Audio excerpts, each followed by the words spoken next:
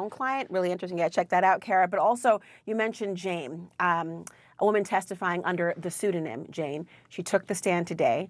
Jane was in an open relationship with Diddy. We learned from 2021 until his arrest. Can you describe what Jane's demeanor was like and any reaction whatsoever that Diddy had to what she was testifying to? When Jane walked into the courtroom, you know that courtroom, there's the center aisle. Diddy is sitting at the defense table. He turned all the way around and watched her walk down that center aisle to the witness stand. Now, as far as I could tell, because my head was kind of ricocheting between the two of them, is that she just had her eyes focused and she didn't appear to make any eye contact with him.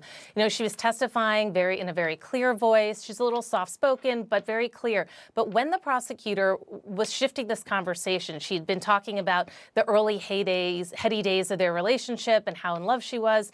When she asked her to focus on May 2021, that is when she just drew silent. Her head dropped and she started dabbing her eyes with a tissue from the witness box. The prosecutor even asked, do you want to take a break? She said in a firm voice, no, she wanted to go forward. And she then described how in May of 2021, that's when this Pandora's box opened, that she said a door she was unable to ever close throughout their relationship of when they began what in her vernacular was called hotel nights. Cassie Ventura referred to them as freak-offs.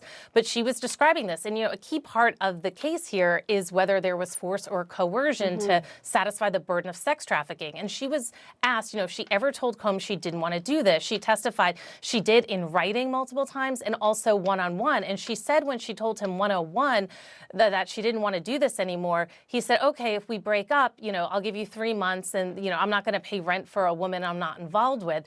She said she wasn't at all suggesting they break up, but Combs was paying $10,000 a month for her rent. And she said that because of that, she felt obligated to continue with these hotel nights, even though she didn't want to do it.